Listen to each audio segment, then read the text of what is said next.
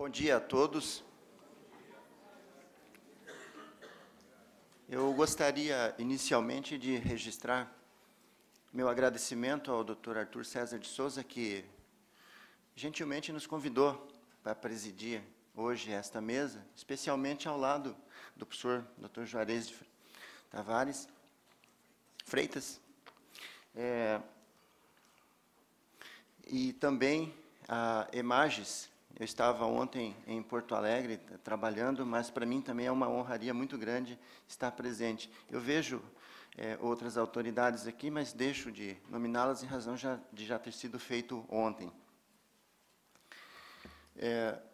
Em continuidade aos trabalhos ontem iniciados, a conferência de hoje é a importância da formação humanística do magistrado na interpretação e aplicação do direito moderno, pelo professor doutor Juarez Freitas. Eu me permito aqui, professor, fazer uma leitura resumida do seu currículo, porque senão nós ficaríamos aqui, estendendo o tempo e ninguém quer perder as suas considerações. O professor doutor Juarez Freitas é pós-doutor em Direito na Universidade de Estudo de Milano, doutor em Direito e mestre em Filosofia, professor de Direito da Pontifícia Universidade Católica do Rio Grande do Sul e da Universidade Federal do Rio Grande do Sul, presidente do Instituto Brasileiro de Altos Estudos de Direito Público, também presidente do Instituto de Direito Administrativo do Rio Grande do Sul, advogado, consultor e parecerista. Professor Dr. Juarez Freitas, para nós, Londrina, é uma honra muito grande, da Emages, o tribunal, é uma honra muito grande a presença de Vossa Excelência aqui. E eu passo, então, desde logo, a palavra para que Vossa Excelência faça suas considerações.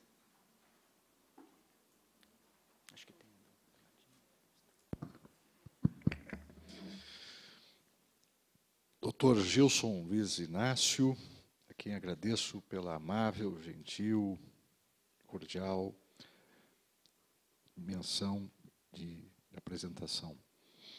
Ao Dr. Arthur, nosso coordenador científico, também agradeço muitíssimo o convite.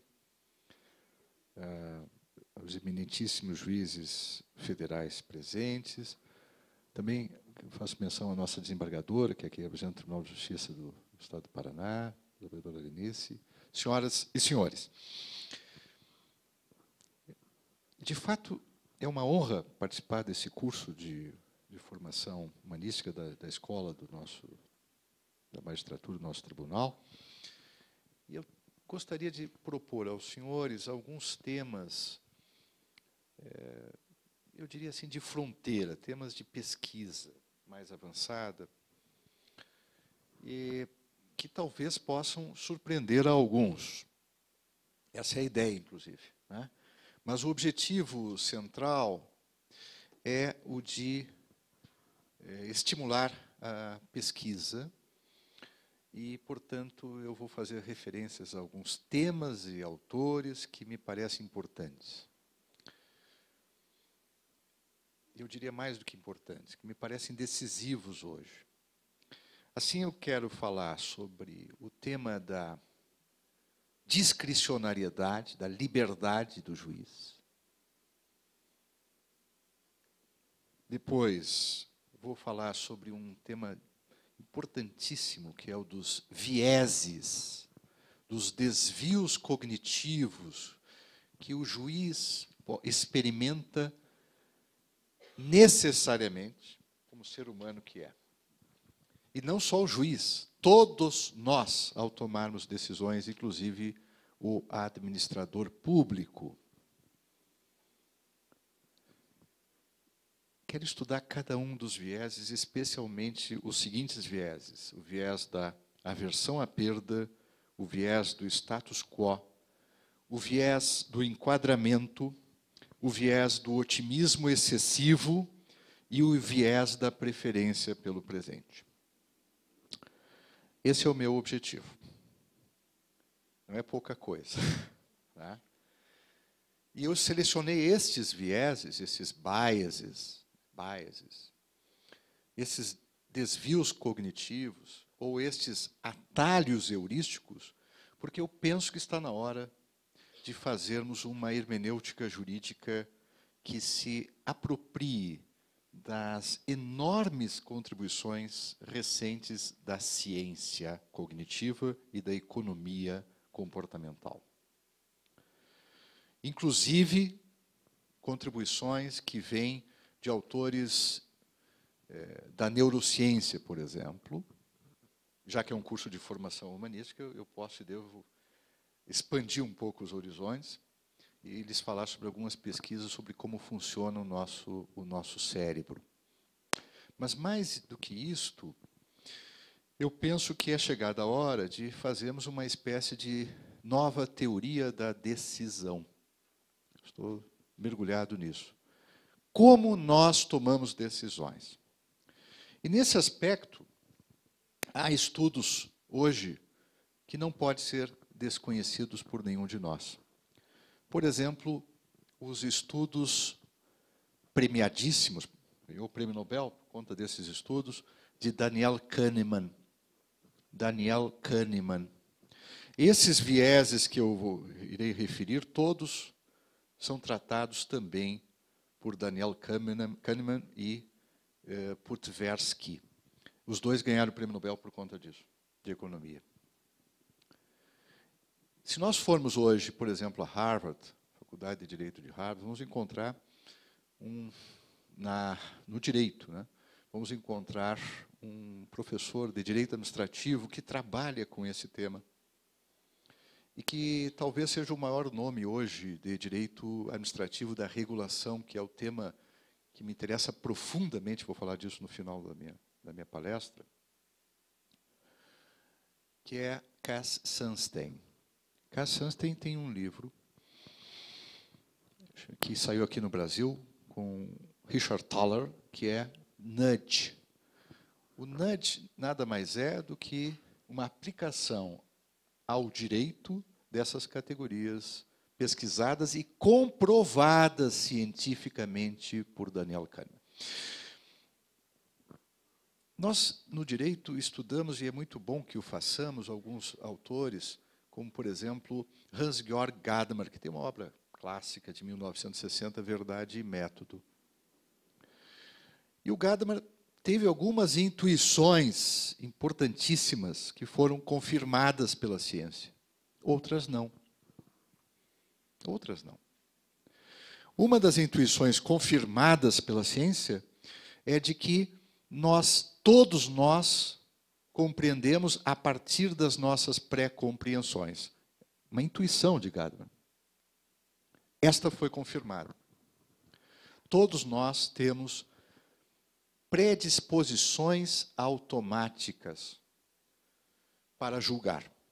Todos nós temos atalhos heurísticos, todos nós temos automatismos mentais. O que ele não disse, o que ele não fez, foi uma crítica científica que hoje se faz aos desvios cognitivos que estes vieses, estas predisposições geram. Assim como elas nos ajudam a operar no dia a dia, elas também geram problemas seríssimos e erros trágicos de decisão. Isso não está na obra do querido Hans-Georg Gadamer, que é de 1960. De lá para cá, felizmente, a ciência já vem com contribuições que não podem mais ser esquecidas. Então, eu não tenho nada contra, eu já dei vários cursos de Gadamer. Gadamer versus Emílio Betti, eu acho esses temas fabulosos.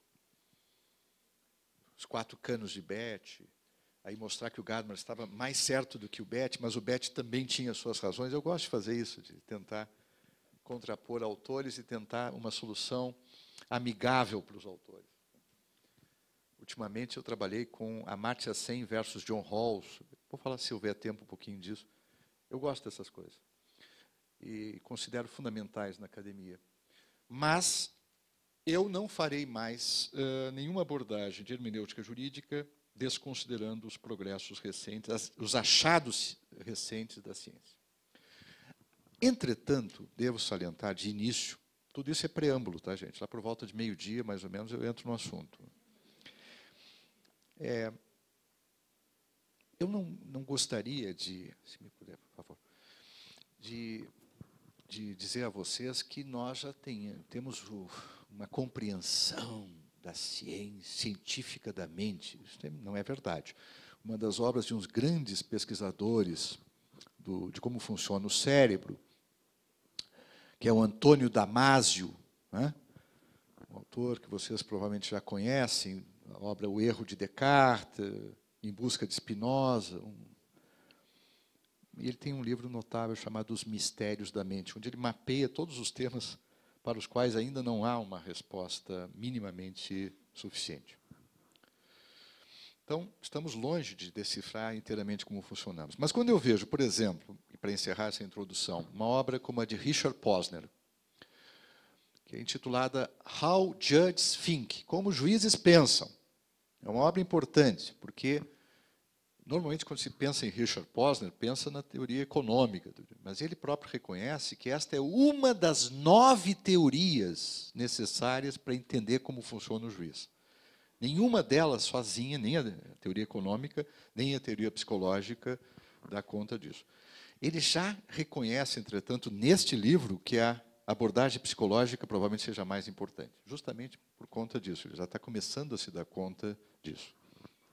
Alguém que seja maldoso, e não é o meu caso, diria que um pouco tardiamente, porque já fez um estrago muito grande. Não, eu nunca é tarde e não acredito que ele tenha feito um grande estrago, mas realmente hipertrofiar a teoria econômica não é bom. Como, de resto, nenhuma das teorias deve ser hipertrofiadas. Fim da introdução. É sobre isso que irei falar. Para começar, então, a primeira observação é que eu levo esses estudos para o direito, para compreender o direito. Por exemplo, saiu agora, está sendo lançado hoje aqui, doutor Arthur.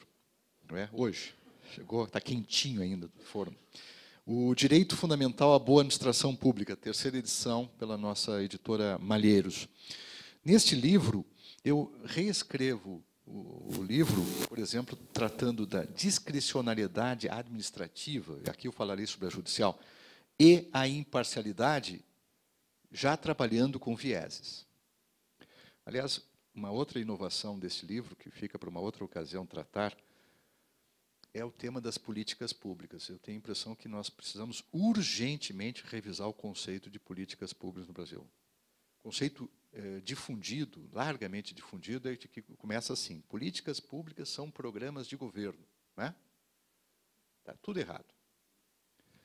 Os cientistas políticos sabem que isso está errado, porque as políticas, em 88, foram constitucionalizadas.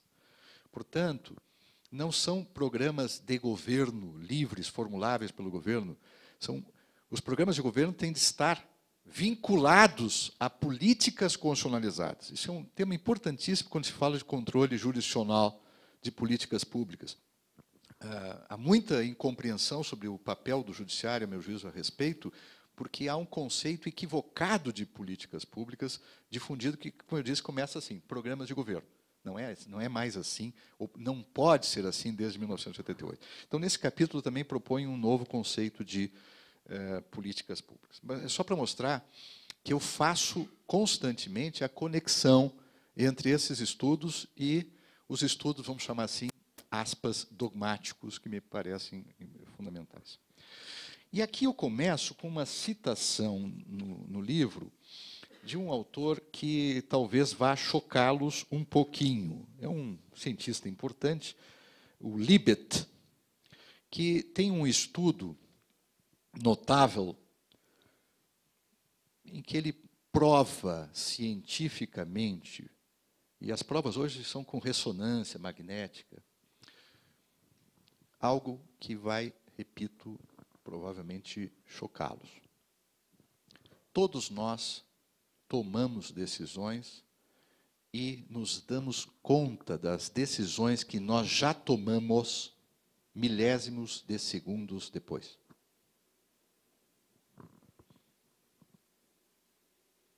É chocante ou não é? E o estudo dele, científico, veja, como é que alguém que estuda filosofia pode ignorar esse tema? Porque qual é o tema que ele quer abordar? Será que nós temos free will? Será que nós temos livre-arbítrio? Será que realmente nós temos o livre convencimento do artigo 131 do CPC? Em que consiste, afinal, a liberdade? E a liberdade... Esse estudo está aqui, depois posso enviar para vocês, viu, Isabel Cristina? Quem quiser.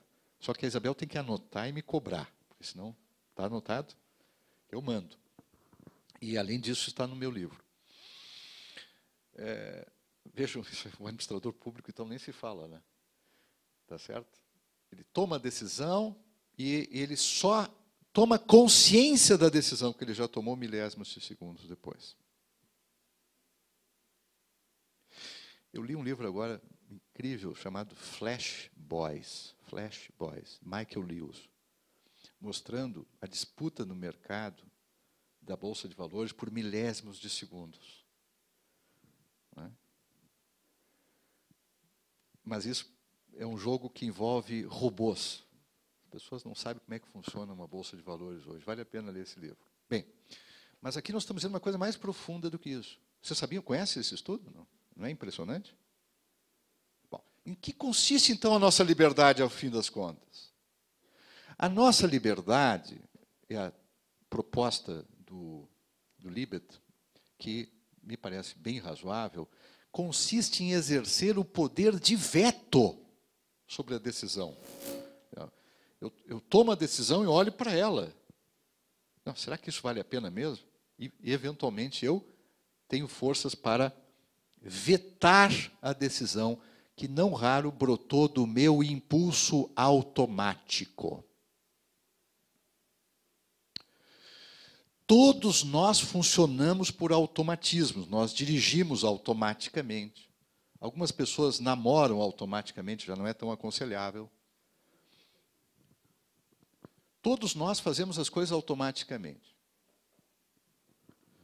Porém,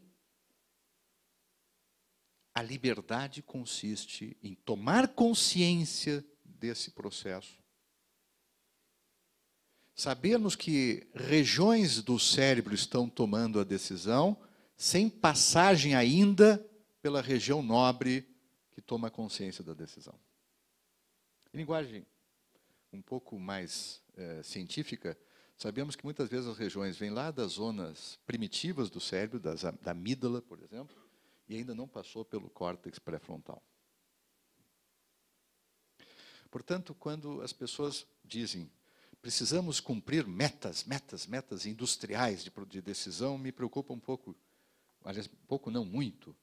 Precisamos ter metas, mas metas qualitativas. É preciso ter um tempo de reflexão. Aliás, há um grande autor chamado Ralph Dahrendorf, que fez uma distinção entre o político tradicional e o intelectual, o acadêmico. Eu espero que sejamos todos aqui. O tempo do político é imediato. Vocês nunca viram um político se arrependendo de nada e nem tendo dúvidas. Olha, sobre esse assunto eu tenho que pensar melhor. Eu nunca vi isso. Pensando bem, eu teria feito melhor se eu tivesse seguido esse caminho. O marqueteiro bate nele se fizer isso. É ou não é? O marqueteiro, às vezes, está no ponto. Não sei, até desconfio que alguns candidatos usam ponto. Não é? Não. Ainda não tem prova científica disso, mas eu desconfio que o marqueteiro esteja soprando algumas coisas, às vezes. Brincadeiras à parte, o que eu quero dizer é que o tempo do juiz tem de ser um tempo suficiente para ele exercer o veto sobre eventuais impulsos. Tem que ser um tempo suficiente para ele se desenviesar. Quando nós falamos de imparcialidade como chave no Estado constitucional, às vezes nós não nos damos conta em profundidade do que quer dizer a imparcialidade. Imparcialidade quer dizer estar suficientemente desenviesado para tomar boas decisões. E quais são esses automatismos mentais que todo ser humano tem, 100% dos seres humanos têm? E não adianta ter pós-doutorado. Não adianta. Olha, eu estou livre disso. Eu estou aqui no Olimpo. Todos temos, sem exceção, não só esses automatismos que eu vou mencionar agora, esses vieses, todos temos propensões a tomar decisões com base nesses vieses. Então, vamos examinar os principais automatismos que eu considero importantes para uma teoria geral do direito. Mas há outros. Há outros. Muitos desses automatismos têm a ver com as falácias. Nós conversamos agora há pouco, no café da manhã. Aí está. Tem a ver com as falácias e com as armadilhas mentais que estão lá no capítulo de um livro meu chamado Sustentabilidade e Direito ao Futuro. Primeiro, aversão à perda. Aversão à perda. O ser humano, por razões biológicas, evolucionárias, todo ser humano tem enorme aversão à perda. Por exemplo, o Keynes tem a frase que nós temos que permitir, liberar o espírito animal do empresariado, né? Eu brincava com um grande empresário esses dias. Escuta, como é que está o espírito animal de vocês? Eles, acuado. Tem esse outro lado do espírito animal, que é o medo. A aversão à perda. E agora vem algo que vai surpreender novamente vocês, talvez. O ser humano, isso tem explicação científica, isso foi necessário para nós chegarmos até aqui em termos evolucionários. O ser humano valoriza a perda cerca de 2 vezes o que nós valorizamos o ganho. Todo ser humano é assim. Nós somos predispostos a valorizar uma perda muito mais do que um ganho. Por exemplo, em matéria de políticas públicas, isso é fundamental. Nunca se deveria fazer uma campanha, por exemplo, de economia de energia elétrica. Em homenagem à Cantareira, eu trago esse exemplo, que já deveria ter começado, para o meu gosto, uma campanha forte nesse sentido. Nunca se deveria fazer uma campanha. Se você consumir menos, você ganhará por ano mais R$1.000. Nunca faça uma campanha assim. Então, você vai embolsar R$1.000. Nunca faça uma campanha assim. Se você consumir menos, você vai deixar de perder R$1.000. O efeito da campanha é o dobro. E é a mesma campanha. Um juiz, numa mesa de negociação, cientificamente, sabendo que o ser humano é enviesado para a aversão à perda, nunca deveria dizer, olha, vocês vão ganhar com acordo. É importante, em termos de técnica de acordo, o exame dos vieses, isso é uma outra palestra. Nunca dizer, o que vocês vão ganhar com acordo? Olha, se vocês fizerem isto, vai ser ótimo, vocês vão progredir muito mais. Esquece, porque não é uma boa técnica. Vocês vão perder o seguinte. De preferência, dizer que eles vão ficar arruinados. Né? Se for o caso, se for cabível. Saber lidar com a aversão à perda. Agora, tem aspectos meio perversos. Por exemplo, falei de marqueteiro. O que a política faz hoje? A política hoje está, infelizmente, governada, não só aqui, por vetores materialistas, que lidam com a parte primitiva do cérebro na tomada da decisão. O marketing político trabalha com isto. Ele não trabalha com córtex pré-frontal. Raramente trabalha com córtex pré-frontal. Ele trabalha com as áreas primitivas. Então, a grande questão é insuflar o medo. Medo de que vai perder algo. Ah, vai perder tal programa social. Aí o outro diz, não, você está perdendo com a inflação. É uma disputa de quem vai causar menor dano. Muitas vezes. Por quê? Porque eles estão lidando com aversão à perda. Tá? Senhoras e senhores, eu quero dizer que o neuromarketing já é uma ciência. Há várias obras, isso valeria a pena você estudar isso. Sobretudo quem estuda a defesa do consumidor, a vulnerabilidade do consumidor, necessariamente deveria estudar neuromarketing. Se alguém quiser também, Isabel, passa uma lista. Mas, por favor, não usem para o mal. Não usem para o mal. Se usarem, quem vai para o inferno são vocês. Eu não tenho culpa nisso. Segundo viés importante, então, cuidado com a aversão à perda. E não esqueçam que ele está sempre presente. Agora, uma pessoa sábia, ela começa a vetar certos impulsos de aversão à perda, né?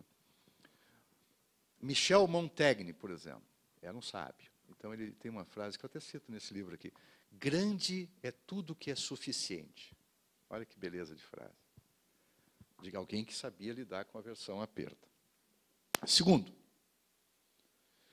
status quo, viés do status quo. Nós que lidamos com a inércia inconstitucional da administração pública, por exemplo, conhecemos bem esse viés do status quo na tomada de decisão. Eu trouxe aqui 5 exemplos. Primeiro, o clássico, a abolição da escravatura. O Brasil deu um exemplo terrível de viés do status quo. Mas também, quando houve nos Estados Unidos a decisão em 54, no caso Brown, não pensem vocês que foi imediata a vitória sobre a segregação nas escolas.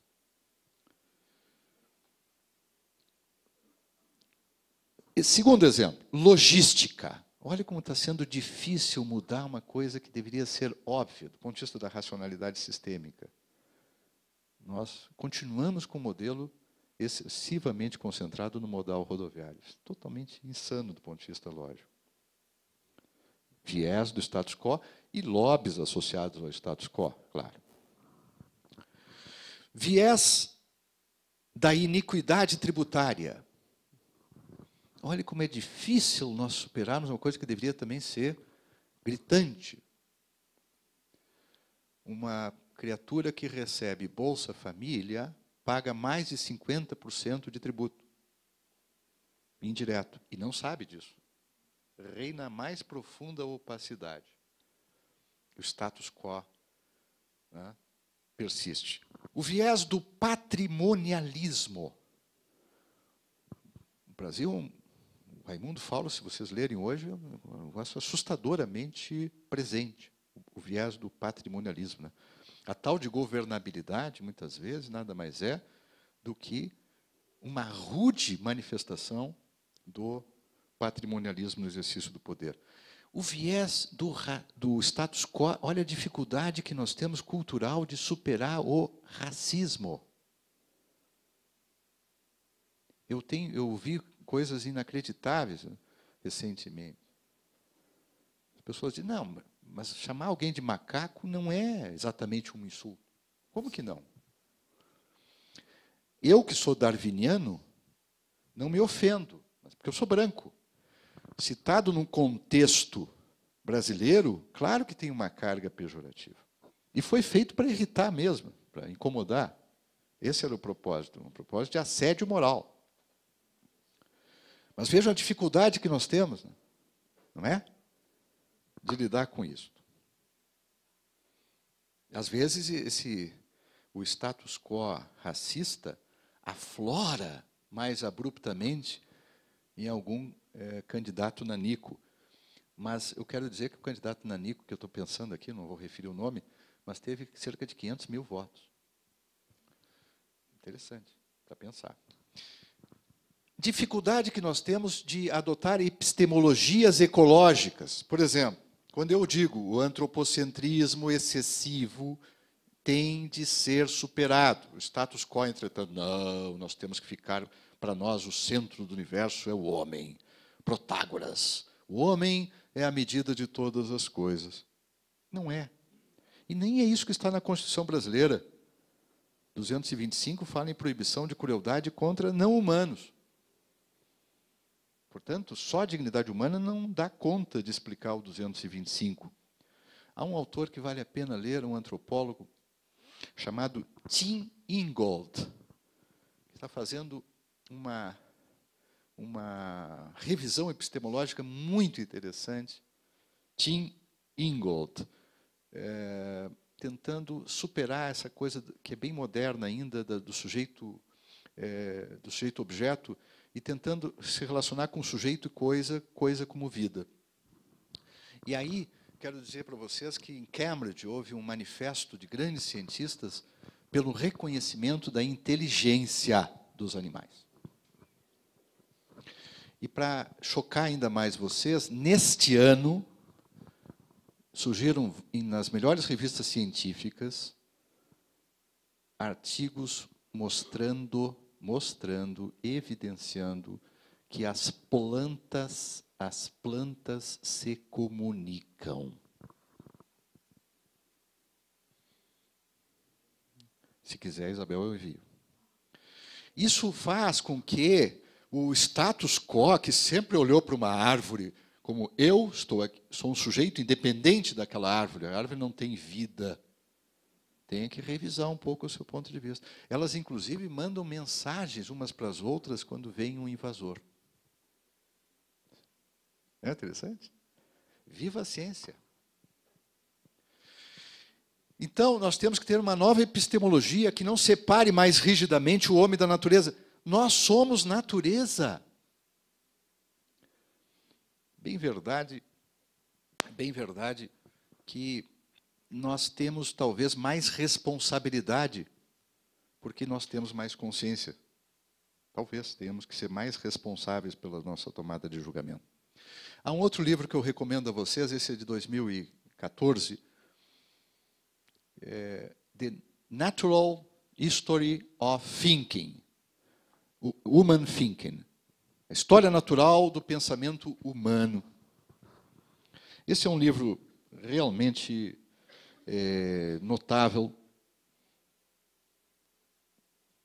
E Michael Tomasello, que é um grande cientista, propõe nesse livro que a grande característica distintiva, talvez, do ser humano na comparação com os primatas, nossos colegas evolutivos, é que nós já somos capazes de intencionalidade cooperativa, de cooperar intencionalmente.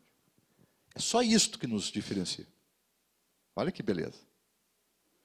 Isto põe por terra as teses do nosso querido Thomas Hobbes.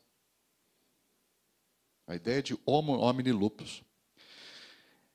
E para romper com o status quo cultural de que o ser humano é um perverso, é um incorrigível egoísta, um maximizador utilitário incorrigível que sempre vai conduzir à tragédia dos comuns, uma senhora chamada Elinor Ostrom, que ganhou o Prêmio Nobel de Economia, mostrando que é possível superar a tragédia no uso dos bens comuns, a tragédia dos commons, via cooperação. Por isso ela ganhou o prêmio. Mas eu queria falar de um outro caso, se me permite.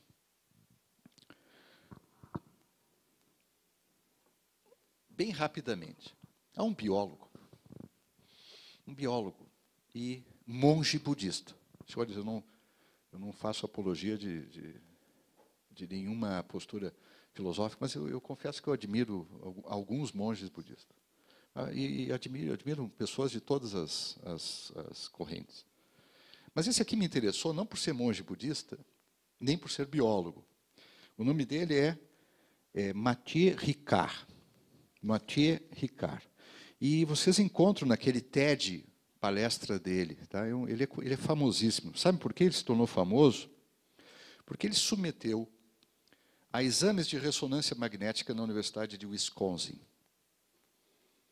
E ele tem uma performance rigorosamente excepcional num quesito. Tem uma região do nosso cérebro que é o lobo frontal, cérebro pré-frontal esquerdo. Pré-frontal esquerdo. E existe uma escala de performance no pré-frontal esquerdo. E ele ultrapassa todas as médias. Ele é o campeão mundial. Agora, o que acontece nessa areazinha do cérebro? O que se processa ali? Dr. Volkmer. Alegria revê-lo. Quando eu agora disse isto, essa região foi ativada. Emoção positiva, Dr. Volkmer. Esse camarada, então, é chamado de o homem mais feliz do mundo. Olha que campeonato interessante, melhor do que a nossa Copa, não é? Não é o Butão lá, o rei do Butão, que, aliás, tem um índice de felicidade. Não. Esse camarada é considerado... Claro, isso aí é uma pesquisa isolada, né? Mas Wisconsin colocou sensores no cérebro dele e tentou entender de todas as formas. Ele é um homem que medita. Aí foram procurar, estão procurando até hoje, a explicação para esse fenômeno. Por que esse homem tem tanta capacidade de viver positivamente? Está sempre numa nice. Medita, tranquilo e tal. Será que é carga genética e tal? E ele dá a seguinte explicação que vem ao encontro do que a ciência pensa hoje, do que o Tomazello, que eu acabei de referir, pensa hoje. E vem ao encontro de outro estudo que eu já vou mencionar para vocês, que é muito interessante, a favor dessa explicação. Ele diz que a saída, a solução, a fórmula é muito simples para ele. Altruísmo verdadeiro. Ter um pensamento altruísta verdadeiro. Não ter a crença de que o homem é irremediavelmente mau. Olha que interessante. E há estudos mostrando que um estudo, inclusive, um dos partícipes é um grande neurocientista brasileiro, mostrando que as pessoas, quando estão no exercício da caridade, mas aquela caridade verdadeira, realmente caridade, ou seja, desinteressada, de ajudar verdadeiramente, estão engajadas nesse processo, liberam endorfina. A mesma substância que é liberada durante o exercício da sexualidade. É por isso que nós vemos aquelas senhoras, aquelas santas, né, numa postura de alegria permanente. Né?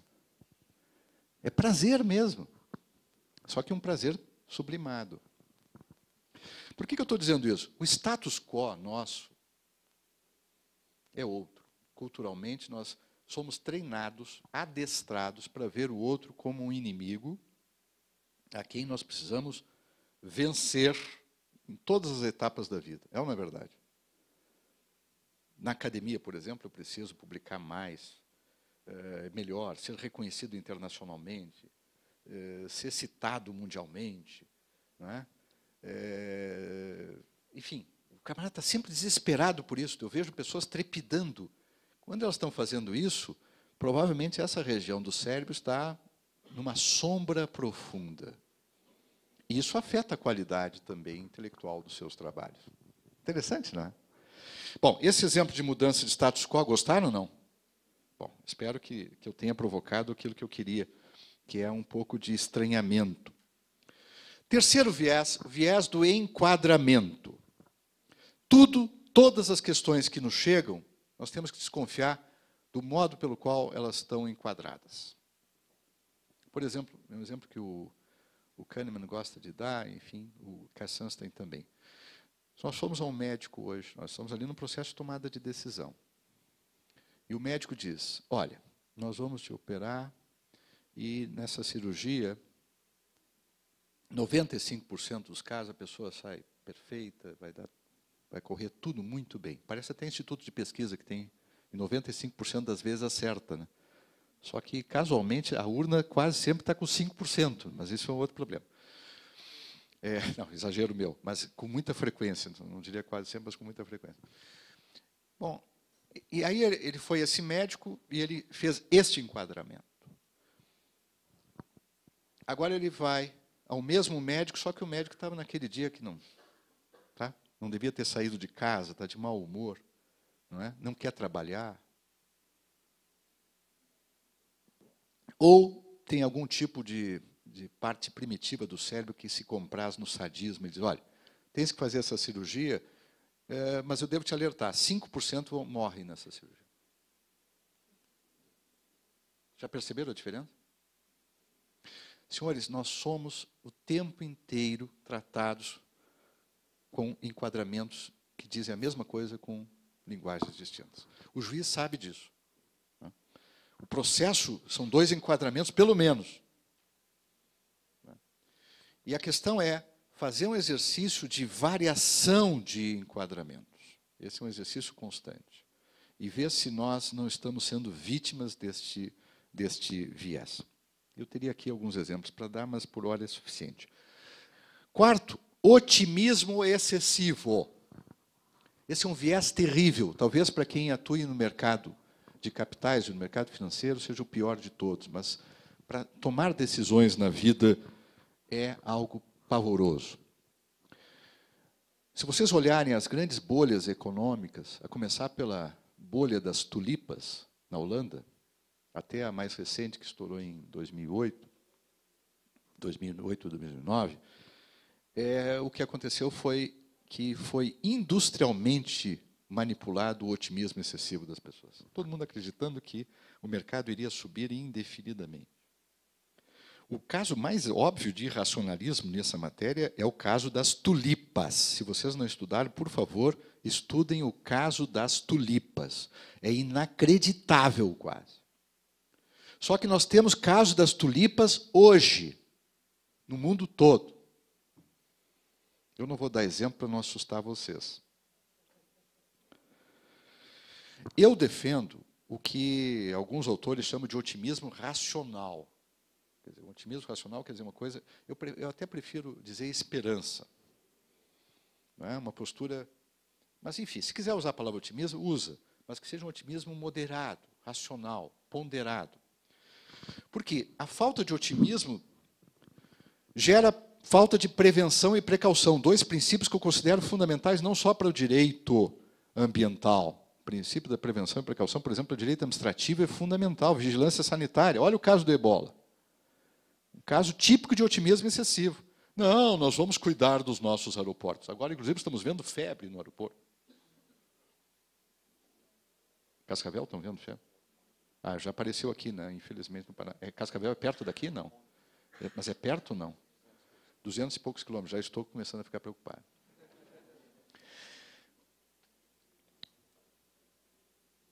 Senhoras e senhores, o otimismo excessivo mata.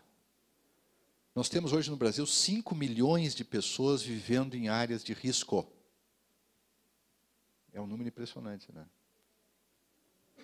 O otimismo excessivo faz com que nós tenhamos, mais ou menos aceito culturalmente, e aí também tem o viés do status quo, que grande parte dos nossos estabelecimentos públicos e estabelecimentos de lazer, onde se...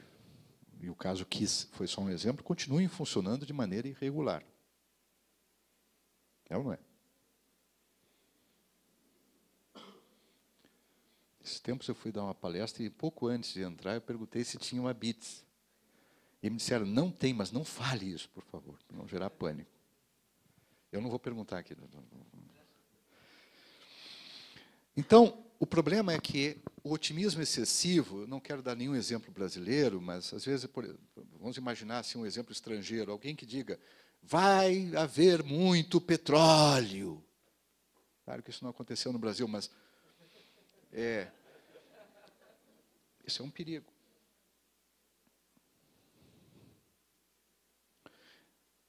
E o pior é que o otimismo excessivo gerou uma ideia de que o mercado seria resiliente e capaz de dirigir a si mesmo. Uma ideia perversa. Não é? E gerou uma enorme desregulação mundial, sobretudo do sistema financeiro. Então, vejam que isso tem consequência na tomada de decisão de regulação, por exemplo. Não é? Não, deixa que o mercado é capaz de... Daí usam umas teorias como a do George Stigler, de 1971, da captura. Não, o Estado vai ser capturado irremediavelmente. Então, é melhor façamos o seguinte, deixa o Estado de fora. Olha o salto lógico no escuro. Deixa que nada melhor do que o mercado para se corrigir. Já ouviram essas frases? O Friedman chegava a dizer, eu não quero que haja FDA, essa história de ficarem controlando o alimento. Às vezes dá uma vontade, pena que ele já faleceu, senão eu ia convidar para fazer uma visita a certos restaurantes. Vigilância sanitária é indelegável, é ou não é? O poder de polícia ainda é uma coisa indelegável. Mas é o otimismo excessivo que é um viés dramático. Para não falar na tomada de decisões pessoais, que eu tenho aqui uns exemplos curiosos, mas que fica para uma outra ocasião. E, por último, o viés também documentado, comprovado, da preferência pelo presente. Uma coisa é aquela sabedoria que diz, vamos aproveitar o dia, não fique preocupado excessivamente com amanhã. Isso é evangélico, é bonito e é saudável. Outra coisa é não ser capaz do delay of gratification, de adiar gratificações. Ora, alguém que não é capaz de autocontrole, de adiar gratificações, não vai ter aposentadoria. Nós temos um problema sério no Brasil. 26 milhões de pessoas já são idosas e a coisa está crescendo. E nós teríamos que fazer um processo aí até de educação financeira, de prevenção de uma série de problemas, mas, sobretudo, a sociedade tem o dever de pensar no direito à longevidade digna.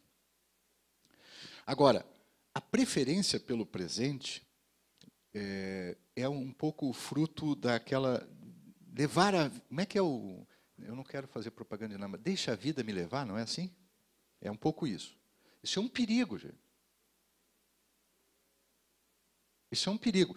Não se pode ter a ilusão de completo controle da vida. Isso é uma tolice. Mas abrir mão da liberdade como poder de veto sobre impulsos que possam ser nefastos e viciados e me destruir, isto é a supressão da liberdade, da minha própria dignidade. Um mínimo de autocontrole eu tenho de ter. Olha, é o que eu estou enfatizando, autocontrole. Embora a coercibilidade estatal, nós vivemos numa época em que não se pode também abrir mão dela, porque algumas pessoas não têm mínimo de autocontrole. Então, o Estado tem que agir nessas horas. Mas a nossa educação vem tardiamente, e ela não vem como sendo trabalhando com isto. Nós, no máximo, estamos cuidando do Brasil, quando se fala assim, o problema do Brasil é a educação. 100% aqui estamos de acordo com isso, não é? Bom, mas qual educação? Eu venho defendendo, com base na Constituição Brasileira, 206, 207, educação de qualidade. Está lá no texto da Constituição, inclusive. Muito bem. Mas qual qualidade? Agora mesmo, numa corte estadual americana, os alunos de Yale ajudaram uma entidade e conseguiram que a corte declarasse que não basta estar matriculado. Tem de ter ensino de qualidade. Eu espero que essa moda venha para o Brasil. Mas qual qualidade? Aí é que entra o ponto. Qualidade cognitiva e qualidade não cognitiva, mas inclusive de caráter, para saber lidar com esses vieses. Eu tenho que saber lidar com isto. Eu tenho que saber adiar recompensas. Eu não posso ser voltado para o curto prazo. Quem é voltado para o curto prazo, para o imediatismo, nunca será capaz de um pensamento sustentável. E, com isto, eu entro no tema que ilustra bem a nossa dificuldade de desenvolvimento sustentável. Os senhores sabem que eu escrevi um livro chamado Sustentabilidade e Direito ao Futuro, que, para minha honra, até recebeu a medalha Pontes de Miranda, em que eu proponho uma visão para o país de que o desenvolvimento supremo de que fala a Constituição, como valor supremo, o desenvolvimento como valor supremo de que fala a Constituição, só pode ser o sustentável, não pode ser o crescimento econômico pelo crescimento econômico, porque esse mais cedo ou mais tarde se exaure. E é voltado para o imediatismo. Por exemplo, fomentar o crédito para aquisição de veículos. Viés de preferência pelo presente. Exemplo contrário, fomentar investimentos em infraestrutura de longo prazo. Preferência por um desenvolvimento prospectivo. Aí já não é mais uma tomada de decisão na parte primitiva do cérebro político, mas já entrou um pouco mais de racionalidade intertemporal. O maior desafio de quem trabalha com tomada de decisão é não cair na miopia temporal, enxergar longe. Quando eu vou fazer uma licitação pública, se eu quiser fazer uma licitação sustentável, eu tenho que fazer uma avaliação de custos diretos e indiretos de longo prazo. Os indiretos, as externalidades. Curioso que isso já está na lei brasileira. O RDC já consagrou isso. Mas ainda não vem sendo aplicado, porque o Brasil não faz uma boa avaliação de custos diretos e principalmente de externalidades. Mas nós temos que aprender a fazer. Isso é chave. Externalidades sociais, ambientais e econômicas. Mas isso é chave. É uma nova métrica de fazer licitações. Sobre isso eu tenho escrito bastante, inclusive, nesse livro. E também, se a Isabel me lembrar, eu posso enviar um artigo recente sobre licitações sustentáveis obrigatórias. E na revista do TRF, já me encaminho para a conclusão. E na revista do TRF, Isabel, tu podias mandar para a turma um artigo meu recente, na revista da escola, sobre controle de prioridades de políticas públicas, né? Bom, então, eu estive agora há pouco com a Gro Brundtland, uma senhora admirável, que foi ministra da Noruega 3 vezes, e, mais importante do que isso, ela, em 1987, presidiu a comissão que leva o nome dela, a Comissão Brundtland, que produziu um documento importantíssimo chamado Nosso Futuro Comum, no qual consta o conceito de desenvolvimento sustentável, que iria influenciar, no ano seguinte, a nossa Constituição, no 225, que incorporou o conceito de desenvolvimento sustentável. Pois bem, esse é um conceito ainda muito incompreendido no Brasil, então eu meço 1000 vezes as palavras antes de fazer qualquer crítica a um conceito que eu acho que ainda é um progresso, né? Mas nós, já, em doutrina, já fomos além dele. Por exemplo, Amartya Sen, no livro que eu recomendo a vocês, Ideias sobre Justiça, A Ideia de Justiça, que é um livro em que ele supera vários dos problemas do John Rawls, de quem era amigo, ele propõe algo além do conceito. Mas qual é o conceito do relatório Brundtland? Desenvolvimento sustentável é aquele capaz de satisfazer as necessidades das gerações presentes, sem impedir que as gerações futuras supram as suas próprias necessidades. Esse conceito está de pé. Está de pé. O que nós fizemos foi, mais recentemente, dizer que o ser humano não é só movido a necessidades.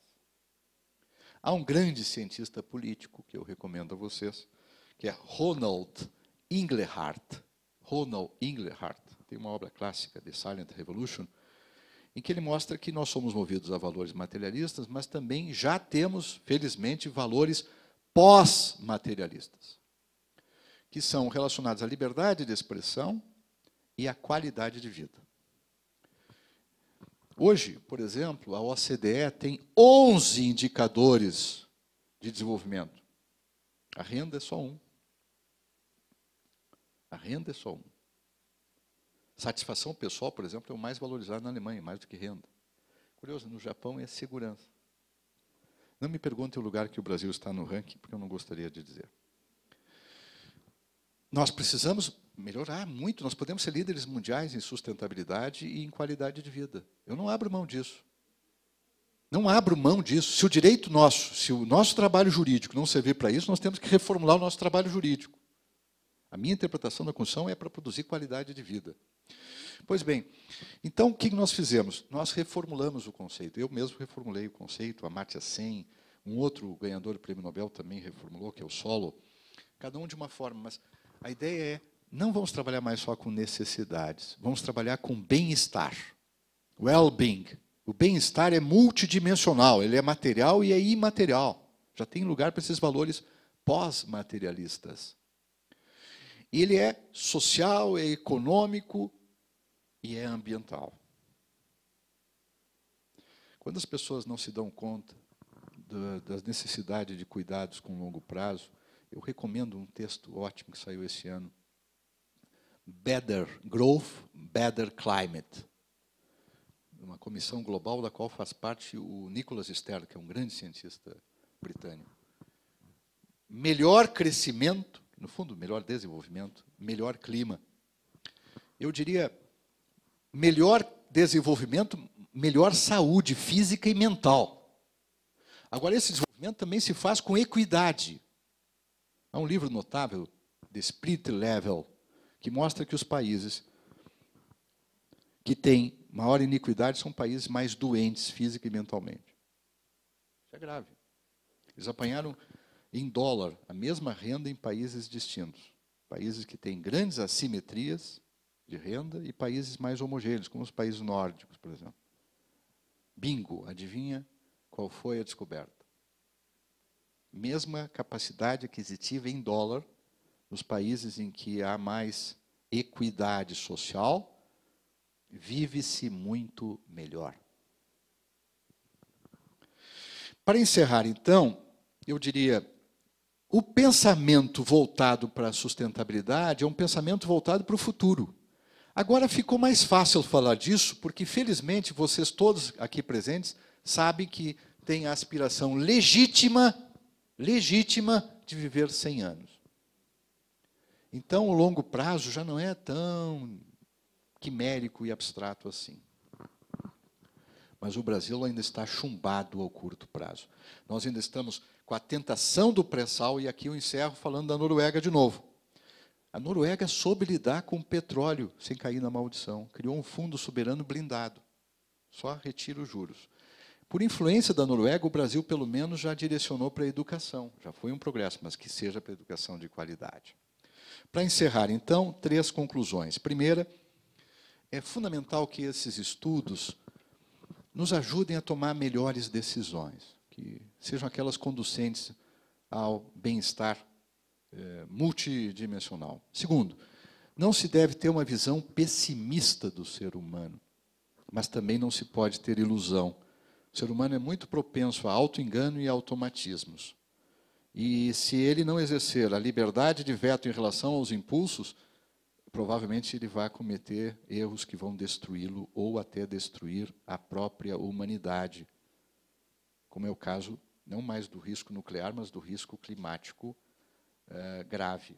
Mas antes do risco climático, nós temos um problema muito maior. Por ano, morre 7 milhões de pessoas diretamente por culpa da poluição do ar. Dados da OMS deste ano. É o argumento mais forte que eu trago para lembrar aos senhores que nós precisamos nos preocupar com o futuro e também com o imediato. E, por fim, eu diria que saber lidar com estes vieses é também, para retomar o ponto de partida, lembrar daqueles milésimos de segundos. Não tomarmos decisões quando estamos fatigados, por exemplo. Sabermos dos nossos limites. Os juízes, quando estão fatigados ou com baixa glicose, por falta de alimento, doutor Antônio, é um perigo esse horário, agora o senhor vai falar. Eles vão fazer um break? Não. Então tá, porque senão baixa glicose e o pessoal fica de mau humor.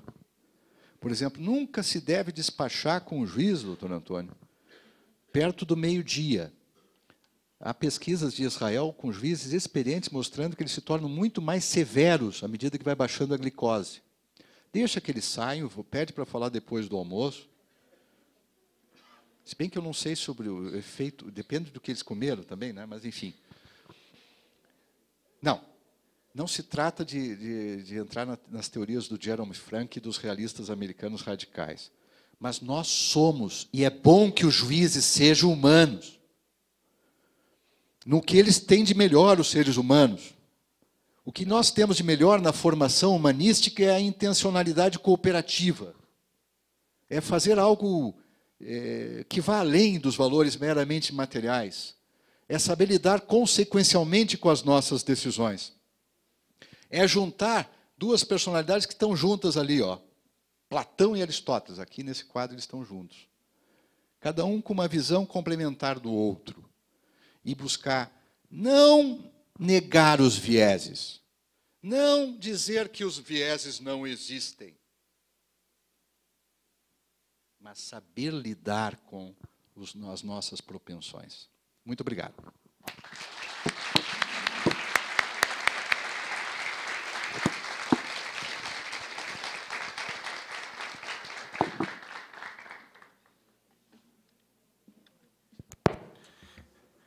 Professor Dr. Juarez Freitas, eu me esqueci, aqui no momento do início, de avisar aos presentes que poderiam fazer as suas perguntas para o senhor, e eu creio que serão algumas, por escrito. E lembrando daqui da aversão à perda, eu não sinto aqui uma aversão, até porque é possível fazer por microfone, e então eu passo a palavra então a quem tiver alguma pergunta que deseja fazer. Também já foi avisado e fizeram por escrito também? Doutor Arthur, por favor. Desculpe quebrar o protocolo deveria ter sido por escrito, mas é que a minha letra nem eu entendo, então... Antes de mais nada, gostaria de parabenizar o professor Juarez. É uma grande satisfação tê-lo a Londrina. Ter ouvido uma palestra e as suas sugestões de leitura, que eu acho que, inclusive, os alunos devem ter anotado, com certeza, e cobro da Imagens. Isso fica um compromisso nosso para todos, para os colegas magistrados, cobrar da Imagem que remeta esses artigos que o senhor prometeu para todos aqueles que fizeram inscrição, não só para nós magistrados, mas para todos aqueles que fizeram inscrição a esse curso, de uma leitura paralela, complementar, extremamente rica, e principalmente na parte da bibliografia. Eu queria fazer uma pergunta sobre essa perspectiva que o senhor colocou a título de John Rawls e Amartya Sen.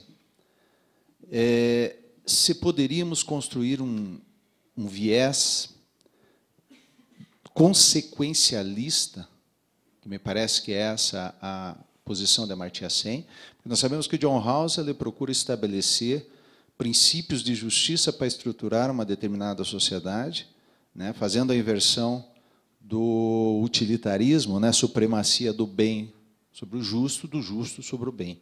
Mas me parece que John Rawls fica nesse primeiro limite. Ele constrói os princípios, vamos pensar no processo jurisdicional, onde o juiz atua. Ele podemos construir um processo com princípios de justiça espetaculares dentro do devido processo legal, contraditório, estabelecer um processo perfeito.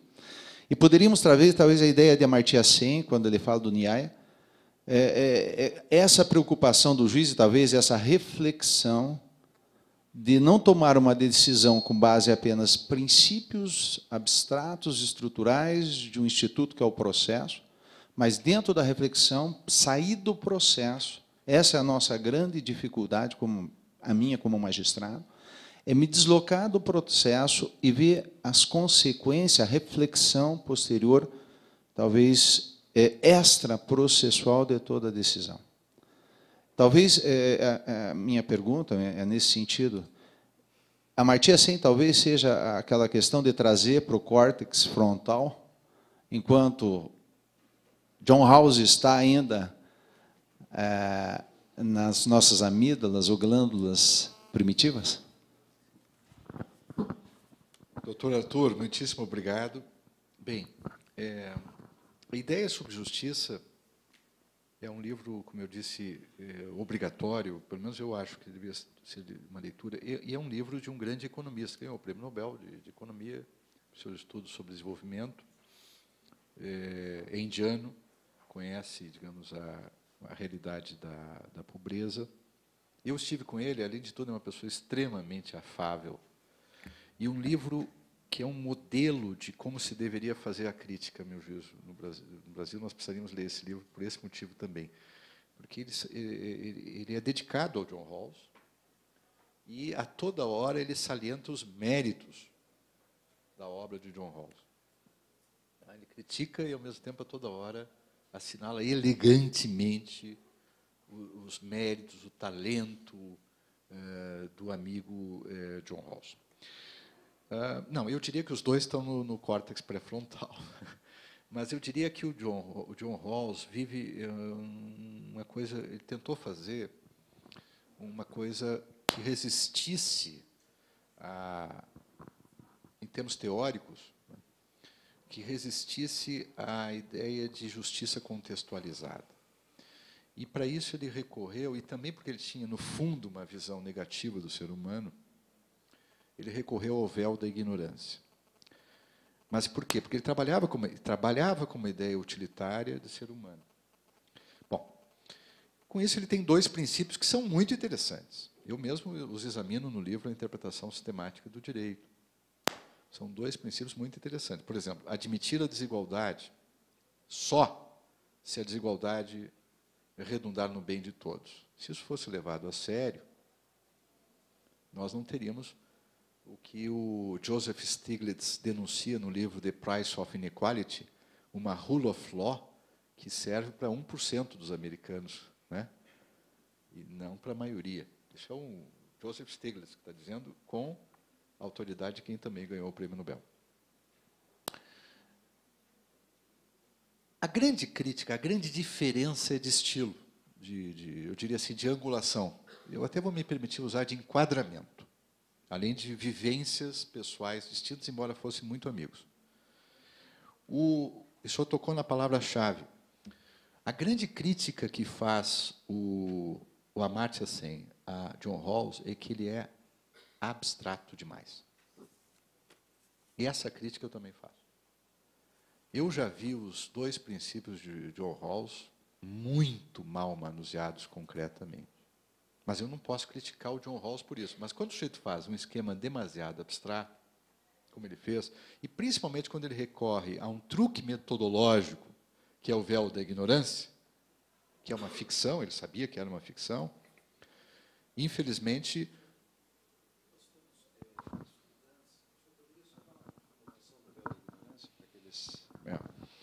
A ideia do véu da ignorância é imaginar uma sociedade em que ninguém soubesse quais seriam os benefícios utilitários que haveria. Então, imaginar a sociedade, quais seriam os princípios que nós adotaríamos numa sociedade em que nós não soubéssemos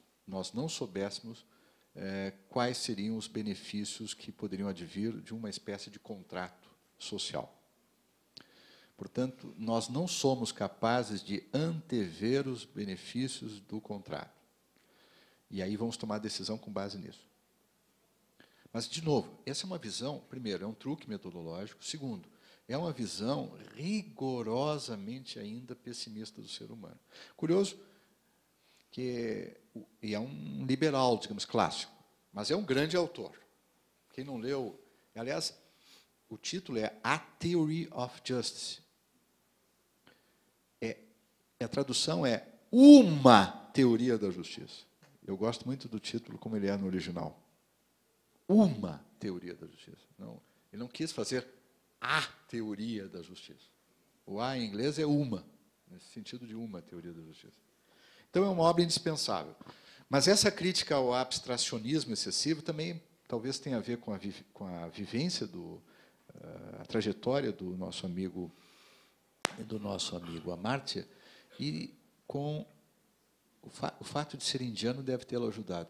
Eu acho que o livro do Amartya ajuda mais o Brasil. Quem quiser também aprofundar ou começar, há um autor brasileiro que trabalha com dados brasileiros e que o Amartya gosta muito. E pode procurar no Google e vão achar.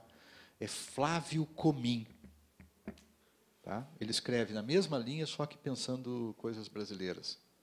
É meu colega lá na Universidade Federal do Rio Grande do Sul. Bom, se quiserem aprofundar, apareçam no pós-graduação da PUC. Nesse mês de novembro, nós vamos ter um debate sobre Amartya Sen versus John Rawls, em que eu vou propor, no final, aquela conciliação ali. Eu sou um conciliador. Né? Eu vou tentar apanhar os princípios do Rawls e injetar Amartya Sen para ver se funciona. Hein? O senhor está convidado também, viu? Será uma alegria.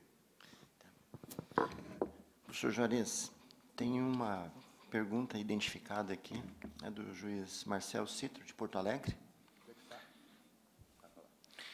Ele pergunta para o professor o seguinte: Keynes já dizia, no longo prazo, todos estamos mortos. Qual é, na sua opinião, os critérios que devem ser considerados para definir o tempo de implantação de uma política pública de efetiva redistribuição de renda para dar concretude ao comando constitucional do artigo 3º da Constituição Federal, a sociedade livre, justa e solidária? Uau! Cadê o nosso autor ali? Olha, ele é autor de um romance chamado Outono de Fogo, viu? Quero recomendar também. Escuta, essa é boa. Primeiro, a frase do Keynes é citada por todo mundo e ela está, no contexto de Keynes, ela diz exatamente o contrário do que as pessoas dizem aqui no Brasil dessa frase. Mas eu vou deixar o Keynes em paz e vou dizer o seguinte: a longo prazo estaremos todos vivos. Porque o que é longo prazo? Longo prazo são 30 anos. Né? Tá bom longo prazo, 30 anos? Não. O Brasil, olha, as empresas brasileiras, quando conseguem 1 ano de longo prazo, está bom. Né? Pensamento estratégico nas empresas, pelo menos 3 anos. Né? Eles não conseguem fazer pensamento estratégico em 3 anos. É muito difícil. Então, o que é longo prazo? Né? Bom, mas aí temos um problema, doutor. Eu me candidato, doutor Arthur, para uma outra palestra só sobre essa pergunta, porque esse tema aí envolve algo que tem me preocupado muito, e eu tenho estudado bastante, doutor, que é o tema da titularidade dos direitos. A nossa Constituição tem uma novidade extraordinária, que envolve uma nova epistemologia e uma nova compreensão dos direitos fundamentais. Eu até falei do texto do Tim Ingold, mas há um livro, compêndio, que foi organizado por Peter Singer, que é um grande filósofo australiano. Peter Singer, que é vegetariano e foi lá dar uma palestra agora no Rio Grande do Sul, não é? Imagina. Mas ele também é corajoso, porque na Austrália o pessoal também é chegado. Né? Mas é uma figura extraordinária. E o Peter Singer organizou um livro em que há um texto sobre direitos, a evolução dos direitos, que valeria a pena depois, se o senhor quiser, eu lhe passo. Vocês repararam que no 225 existem direitos fundamentais das gerações futuras?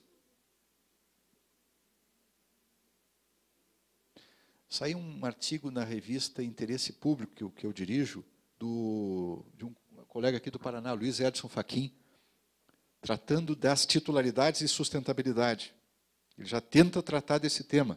Esse é um tema... Olha, o Windscheid não tem resposta, o Yering não tinha resposta, todos que não pensaram sustentabilidade não cogitaram disso. O jurista clássico, no máximo, vai pensar do momento da concepção. Né? É ou não é? As polêmicas são sobre qual é o momento da concepção. A nossa Constituição, influenciada pelo relatório Brundtland, nos convoca a reconhecer e a tutelar direitos de gerações futuras. É ou não é um tema fascinante, doutor? Segundo lugar, biologicamente, a longo prazo, todos estaremos vivos. Biologicamente. Não porque eu acredite que vai ter, até acredito um pouco que vai ter, daqui a pouco, reposição de peças orgânicas e tal, não é? Eu até admito essa possibilidade. Embora a ideia de ser um robô não me agrade muito, né? Mas a ideia de ter algumas reposições de peças eu acho fascinante, desde que o cérebro esteja intacto. Mas, não falo nesse sentido. Falo no sentido que nós separamos muitas vezes natureza humana e natureza. Nós vamos continuar, a vida vai continuar, nós vamos continuar de alguma forma. Quem tem filhos, então, percebe isso com uma nitidez espantosa. Quem não tem já é um pouco mais de dificuldade. Quem tem filhos percebe que a vida continua. Não só no sentido que eu pessoalmente acredito que continue, acredito não, tenho convicção de que continue espiritualmente. Mas não precisa acreditar nisto. Basta ter filho para entender o que é a continuidade. Portanto, se nós somarmos 2 tempos, o nosso tempo, expectativa de vida, de pelo menos mais, no caso da senhora, estou olhando para a senhora, mais 60 anos, pelo menos. A senhora se cuidar, sobretudo no trânsito. Não é? 60 anos é a longo prazo ou não é, doutor? Para o Keynes seria. Para o Keynes, na época, já seria. Bom, agora a senhora põe mais o possível filho que a senhora vai ter, são mais 100 anos. Então, já fomos a 160 anos o horizonte dela. Pronto, não preciso pensar mais, não. Eu penso que nós temos deveres fundamentais para com as gerações futuras. E digo mais, a única chance que nós temos de ter qualidade de vida hoje é respeitarmos esses direitos fundamentais. Tá? Essa é uma questão interessante que envolve também uma nova epistemologia ecológica. Há muitas epistemologias ecológicas surgindo. Por exemplo, Bruno Latour trabalha com isso em França, enfim. Esse é um tema desafiador. O novo regime de direitos subjetivos. um novo regime de titularidades. Quem quiser tema de ponta, está aí, ó. Tá certo? Já foi um progresso nós admitirmos direitos difusos. Já é um progresso admitirmos e trabalharmos no processo com direitos coletivos. Não tem ajudado muito ainda na prática, mas já é um progresso mental. Já é mais confuso direitos individuais homogêneos. Mas é um conceito interessante também. Agora, falar em direito das gerações futuras, olha lá, isso é um desafio para muitos intelectuais do mundo inteiro. Só que eu quero dar a notícia a vocês. Há 26 anos isso está lá na Constituição, concitando-nos a uma reflexão. A longo prazo, estaremos todos vivos. Pelo menos o suficiente, eu espero, para darmos resposta adequada a essa questão, doutor. Professor Juarez, há ainda outra pergunta sem identificação, mas em razão do adiantado da hora, a Imagens, então, se incumbe de fazer o encaminhamento da resposta, tá, por e-mail, se o professor não se opuser. Não porque seja vedado o anonimato, não é isso? Não, a pergunta é relativamente, não tem nada de constrangedor. Eu até gostei. Eu responderei só que eu não sei para quem, né? Eu só tenho que se aproximar para que eu respondo. Me pediram, então, para encerrar, em razão do adiantado, até mesmo para que não haja um atraso depois na outra palestra. Mas eu só queria, doutor Arthur, só uma colocação a respeito disso que o professor colocou por último aqui. É só um relato, não é pergunta, nada. Eu tive conhecimento de um magistrado português que esteve na África fazendo um programa cultural. E lá, conhecendo uma pessoa, um menino, levou-o para a França. E lá na França ele ficou 15 dias, teve presente bola de futebol, camisa, bicicleta, uma série de presentes que ele não tinha na África. E disseram a ele que ele poderia escolher qualquer coisa para levar para a família dele. Ele pegou a pessoa, levou até o quarto onde ele estava hospedado e apontou a torneira. Perguntaram a ele, por que a torneira? Ele falou, não, porque onde eu moro, a minha mãe sai de casa e anda 20 quilômetros para buscar água. Ele queria aquela torneira.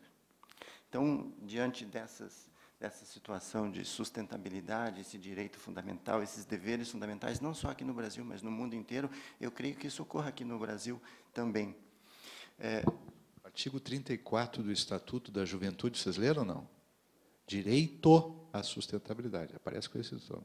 Só que não é só dos jovens, é de todas as gerações, inclusive das futuras. Que belo exemplo. E deram água para ele, não? Deram a torneira, não? Deram. Ele levou uma torneira pequena, mas levou. Olha, o Brasil 50%, e alguns estados mais, ainda sem saneamento. E outra coisa, no Brasil se perde do transporte de água potável quase a metade. A média mundial é 17% dos países desenvolvidos. Então, nós temos muito que aprender com essa sua bela história, não é? E, às vezes, quando eu digo assim, que nós podemos já pensar nos valores pós-materialistas, isso não exclui a atenção às necessidades basilares. Apenas eu penso que se pode e deve fazer as duas coisas ao mesmo tempo, porque uma coisa pode ajudar a outra. Professor Juarez Freitas, o Tribunal da 4ª Região, a Imagens, agradece imensamente a participação do senhor, esperando revê-lo em breve uma nova palestra, a qual, pela brilhante exposição, é traduzida na salva de palmas que, neste momento, eu convido.